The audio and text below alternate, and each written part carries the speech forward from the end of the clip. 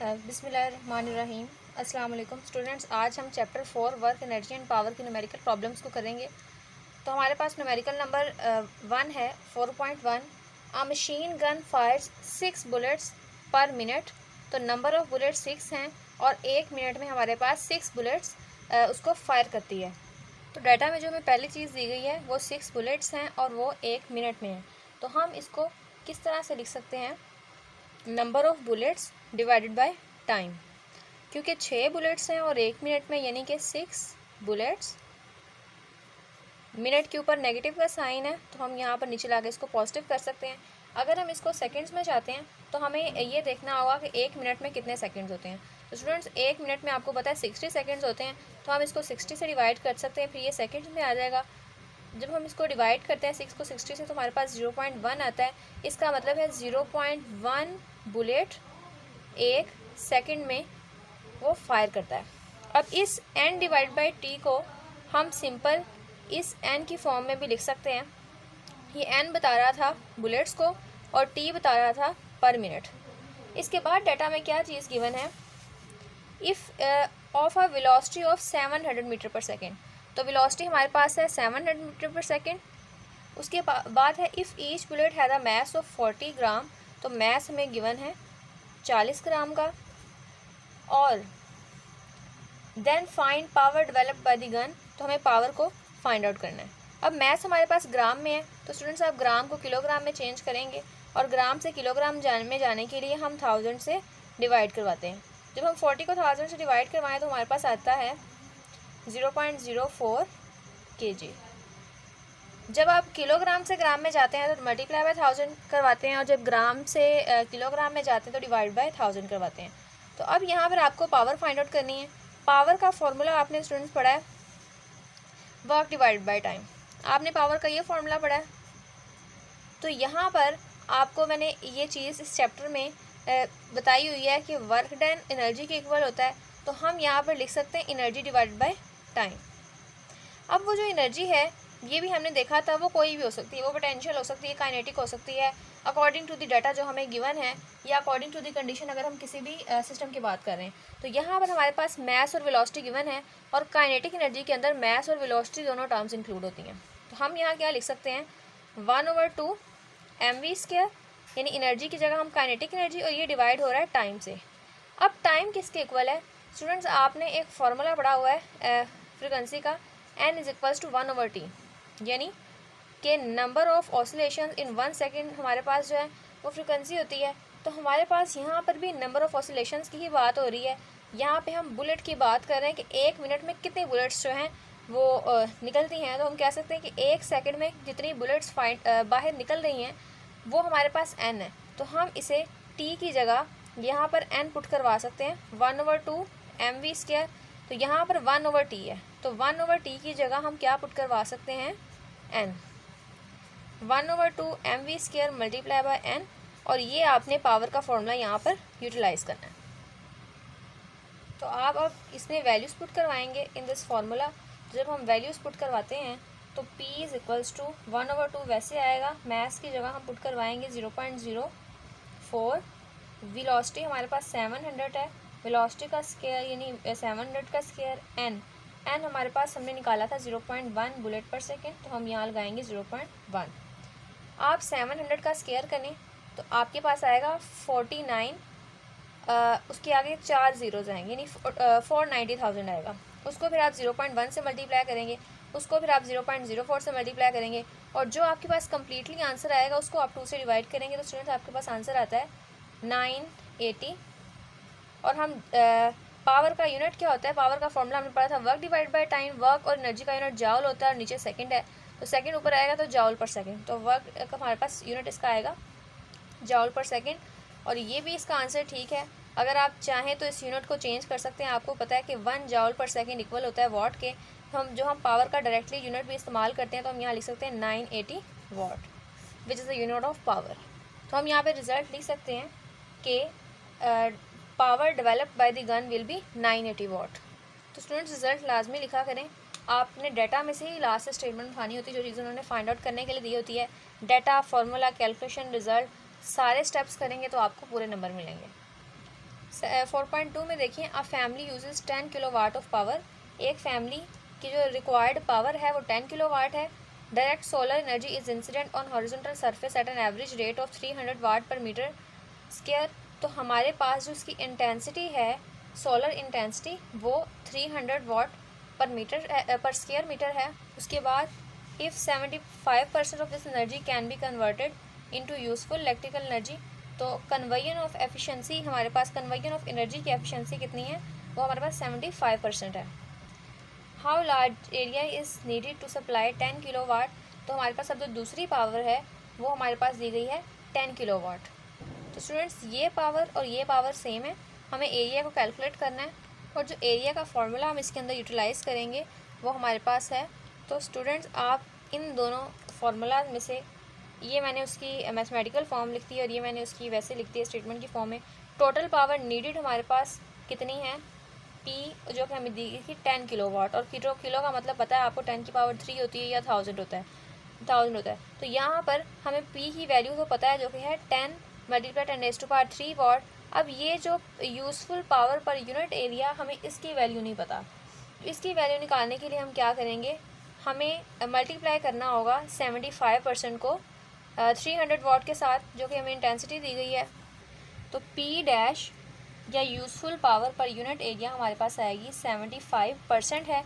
Percent का मतलब होता है हमें चीज़ को 100 से मल्टीप्लाई करना है, और हमारे पास इंटेंसिटी कितनी थी 300, हम इसके साथ मल्टीप्लाई करवाएंगे तो हमारे पास आंसर आता है 75 मल्टीप्लाई बाई 3 225, और पावर का यहाँ पे हमारे पास यूनिट है इंटेंसिटी का वाट पर मीटर स्क्वायर, इसी को हम यूटिलाइज़ करेंगे।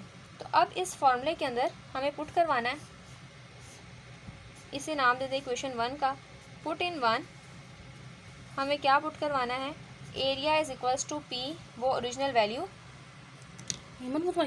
तो हम पी की इस वैल्यू को 10 मल्टीप्लाई 10⁻³ और useful power per unit area, इसकी वैल्यू हमने निकाली थी 225 वाट पर मीटर स्क्वायर, इन दोनों को डिवाइड करेंगे तो हमारे पास आंसर आता है 44.44 मीटर स्क्वायर।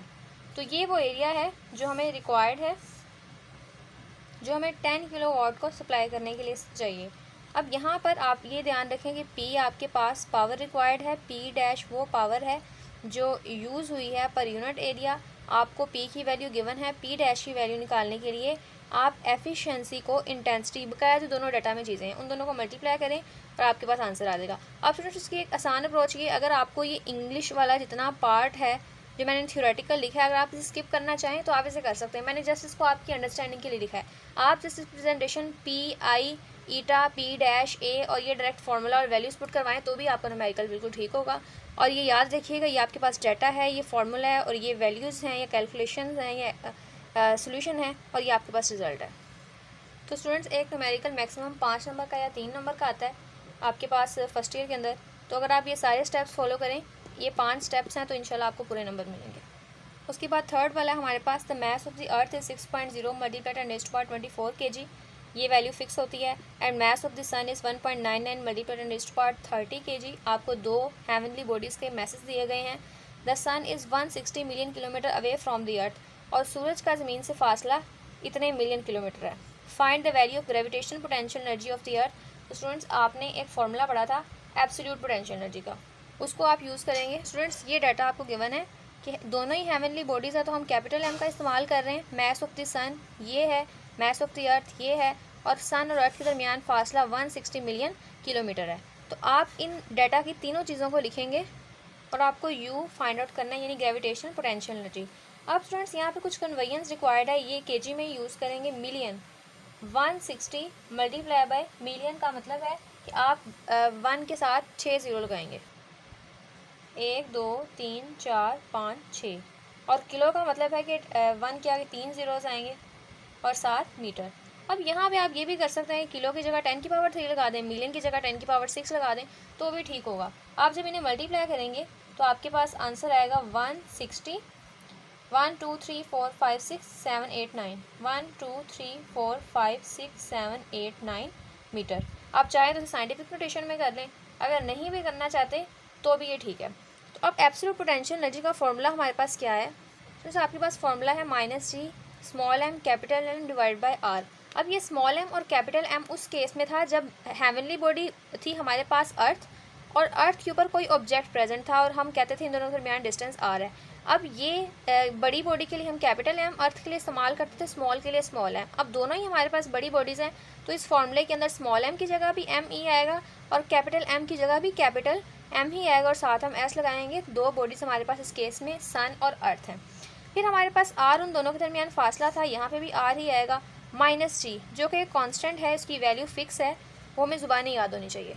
तो स्टूडेंट्स जी की जो वैल्यू है वो होती है 6.673 मल्टीप्लाई 10⁻⁻11 न्यूटन मीटर स्क्वायर पर केजी स्क्वायर, लेकिन हम 7 यूनिट मेंशन नहीं कर रहे। मैस ऑफ द अर्थ आपके पास 6.0 मल्टीप्लाई 10⁻24 है, और मैस ऑफ द सन आपके पास 1.99 मल्टीप्लाई 10⁻30 kg है। उसके बाद डिवाइडेड बाय आर की क्या वैल्यू है 160, और आगे कितने ज़ीरोज़ थे, उसके बाद 9 ज़ीरोज़ हैं, 1 2 3 4 5 6 7 8 9, और साथ आप लगाएंगे मीटर। आप यूनिट नहीं लगा रहे तो ना लगाएं, क्योंकि फाइनल यूनिट जो भी है वो एनर्जी का जाउल ही होता है, तो आप उसको भी फाइनली लिख सकते हैं साथ। अब हम इन सभी कैलकुलेशंस करेंगे। अब अक्सर स्टूडेंट्स इतनी बड़ी वैल्यू को कैलकुलेट नहीं कर सकते, उनके लिए प्रॉब्लम होती है। तो स्टूडेंट्स आपने न्यूमिनेटर में जो भी उनको आपस में मल्टीप्लाई करके लिख लेना है, फिर जो डिनोमिनेटर में है उसके साथ आपने ब्रैकेट के साथ उसको करना है। मैं आपको ये सिखाती हूँ।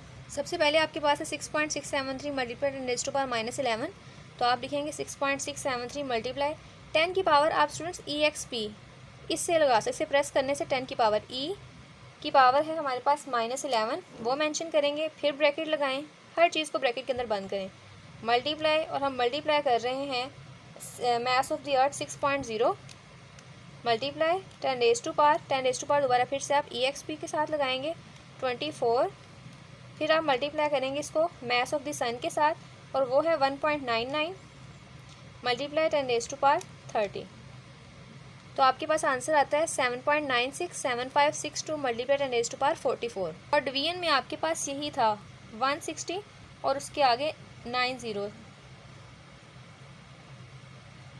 आप अब इसको इससे डिवाइड करेंगे, उसका क्या तरीक़ेकार है, आप ब्रैकेट्स का इस्तेमाल करें, ब्रैकेट, और आंसर हमारे पास ये आया जो न्यूमिनेटर में था आंसर, फिर ब्रैकेट लगाएं, फिर डिवाइडेड बाय के बाद ये वैल्यू लिख दें 160 और उसके बाद 9 ज़ीरो, 160 आपने 9 ज़ीरो लगाने हैं, 1 2 3 4 5 6 7 8 9, ब्रैकेट क्लोज करें, तो आपके पास आंसर आता है 4.97 मल्टीप्लाई 10⁻33, तो आपके पास आंसर आया है U का।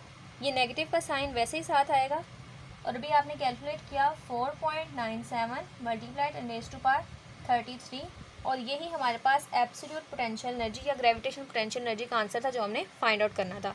अब स्टूडेंट्स यहाँ पर कुछ बच्चे क्या करते हैं, यहाँ पर 4 डिजिट्स लिख लेते हैं, 3 लिख लेते हैं, लेकिन पॉइंट के बाद एटलीस्ट आपके 1-2 अगर सेम हो जाते हैं तो वो ठीक होते हैं, लेकिन हमारा बिल्कुल एक्यूरेट ही आया है। अगर आप ये मेथड फॉलो करते हैं हर किस्म के न्यूमेरिकल की कैलकुलेशन में, तो आपकी कोई भी मिस्टेक नहीं होगी।